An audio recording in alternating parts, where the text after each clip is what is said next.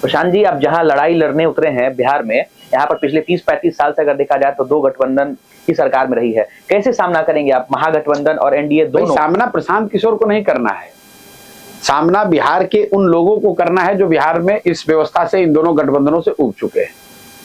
सामना उन लोगों को करना है जिनके बच्चे यहाँ पढ़ाई नहीं कर पा रहे हैं।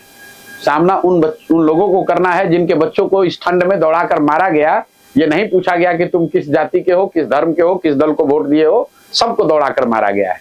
इसके बावजूद अगर लोग उन्हीं गठबंधनों को, उन्हीं दलों को वोट देना चाहते हैं, तो जो लोग अपने बच्चों के दर्द से अगर नहीं प्रभावित होते हैं, तो फिर प्रशांत किशोर की क्या विश्वास है? किस गठबंधन से लड़ाई होगी? कौन गठबंधन? एनडीए से, एनडीए भाजपा से।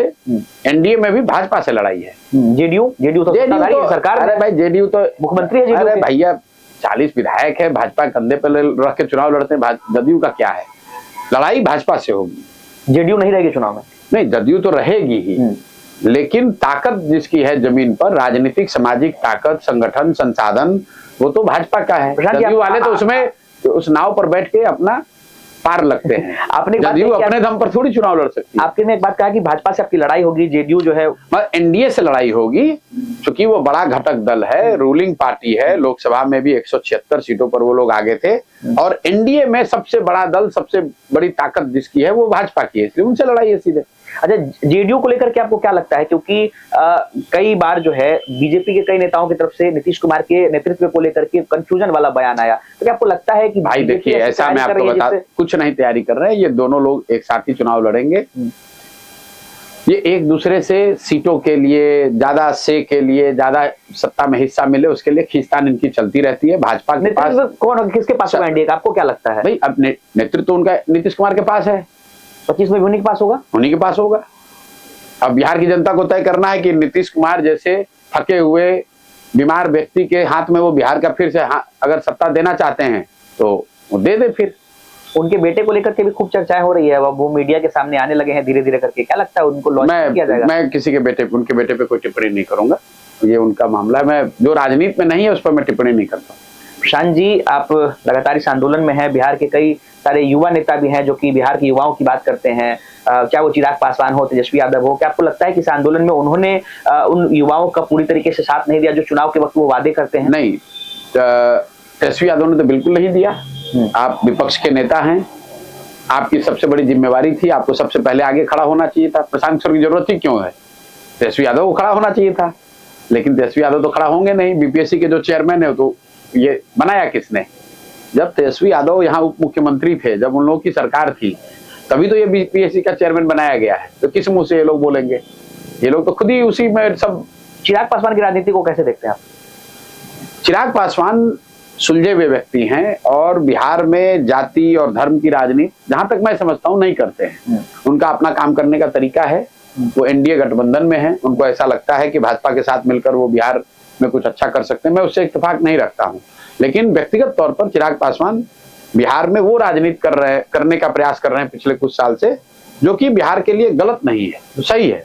यहाँ सिर्फ जाति और भाजपा का डर और लालू का डर दिखाने के आगे की बात करने की जरूरत है, विकास की बात करने की जरूरत है। बिहार भी, पटना भी, बेंगलोर, हैदराबाद कैसे बने उसको बात करने की बात है। हम लोग यहाँ पलायन कैसे रुके उसकी बात करने की जरूरत है। सिर्फ ये कहना कि लालू जी के राज में यहाँ बिजली नहीं था, बिजली ला दिए। अरे भाई, उसके नाम पे कितना दिन वोट लोगे? 18-19 साल हो गया। लालू जी का राज बहुत खराब था, मेरा राज कम खराब है, इसलिए हमें वोट देते रहो। इस राजनीति से अब आगे बढ़ने की जरूरत है। और राजद की तो कोई राजनीति नहीं, राजद वाले तो खाली जाति और सिर्फ जाति की बात करते हैं। अंत में 2-3 छोटे-छोटे सवाल हैं। आप अपनी पार्टी में वैसे लोगों को तरजीह देते हैं जो कि जिनकी पहचान हो, मतलब पहचान हो लेकिन क्षेत्र में उन्होंने अपने अच्छा काम किया हो, जिनको लोग खोज रहे हो, युवा चेहरा हो, मतलब ज्यादातर आपने ऐसे देखे हैं। पवन सिंह जो कि आपने देखा होगा, निर्दलीय उन्होंने चुनाव लड़ा था और वो 2nd नंबर पे आए थे। उपेंद्र कुशवाहा एनडीए के जो उम्मीदवार थे वो पीछे हो गए। क्या पवन सिंह को अपने साथ आप लोग जोड़ेंगे? उसको लेकर के कोई प्लानिंग है? नहीं, हमारी कोई बात नहीं हुई है, ना उस संदर्भ में मैं कोई टिप्पणी कर सकता हूं। पत्नी भी चुनाव लड़ने को लेकर के इच्छुक है, उन्होंने भी नहीं कर दिया। देखिए, लोग बाग आके मिलते रहते हैं। पवन सिंह भी कभी फोन पर उन्होंने बात करी होगी, उनकी पत्नी भी आकर मिली हैं, लेकिन ऐसा अभी कोई मिली थी तो क्या बातचीत हुआ था? कोई नहीं, बस वो उन्होंने अपनी शुभकामना व्यक्त की कि आप अच्छा प्रयास कर रहे हैं। मैंने अपनी ओर से उनको शुभकामना दे दी। कोई हमारे यहाँ अभी ऐसी कोई बात नहीं है कि वो लोग साथ में जुड़ रहे हैं या आ रहे हैं। उनकी अपनी सोच है, वो क्या करते हैं नहीं करते हैं उनका निर्णय है। आखिरी सवाल नीतीश कुमार से लेकर के, नीतीश कुमार के हालिया के दिनों में एक बयान आए थे कपड़े को लेकर के, आपने सुना होगा। भाई नीतीश कुमार का बयान पिछले 2 साल में ऐसे उलूल जुलूल बातों पर ही आता है। ये कहना कि बिहार के लोग आज से 20 साल पहले कपड़ा नहीं पहनते थे, ये तो इस आदमी की, हम बार बार कह रहे हैं कि इनकी मानसिक हालत ठीक नहीं है, उनको खुद ही नहीं पता चल रहा है कि वो क्या बोल रहे हैं। मैं कैमरे पे कह रहा हूँ, नीतीश कुमार बिना कागज देखे अपने जो सहयोगी मंत्री हैं उसका नाम नहीं बता सकते हैं। नाम के साथ अगर वो बता दें ये मंत्री हैं और ये विभाग देख रहे हैं, अब जो कहिएगा मैं मान लूंगा। मैं ये पूरा जन स्वराज वापस लेके नीतीश कुमार का झंडा उठा लूंगा। नीतीश कुमार कैमरे पर आकर खाली ये बता दे कि मंत्रिमंडल में मेरे ये सहयोगी हैं और ये विभाग देख रहे हैं। लोग 3500 मंत्री का अगर नहीं बता सकते। अगर बता दे बिना कागज देखे हुए, मैं ये पूरा अभियान वापस लेके नीतीश कुमार का समर्थन कर दूंगा। नहीं बता सकते, उनकी मानसिक हालत ये नहीं है। मैं खुली चुनौती दे रहा हूं, कुछ मत करो, बिहार की समस्या छोड़ दो, बिहार के लोगों की बात छोड़ दो, अपने मंत्रिमंडल के सहयोगियों का नाम और उनका विभाग खाली बता दो। क्या लग रहा है फिर सरकार कौन चला रहा है नीतीश कुमार के? भाई जब आप इस तरह की स्थिति में रहेंगे तो कोई ना कोई उनके अगल बगल का चला रहा होगा। जो भी उनके अगल बगल के लोग हैं, वो जब आपकी अपनी मानसिक स्थिति ऐसी नहीं है कि आप निर्णय ले सके, बेहतर काम काज कर सकें, तो स्वाभाविक है जो अगल बगल रहेगा उसका फायदा उठाएगा। चलिए बहुत बहुत शुक्रिया आपका प्रशांत जी, धन्यवाद। तो हमारे साथ प्रशांत किशोर से और कई मुद्दों पर बातचीत हुई। धन्यवाद।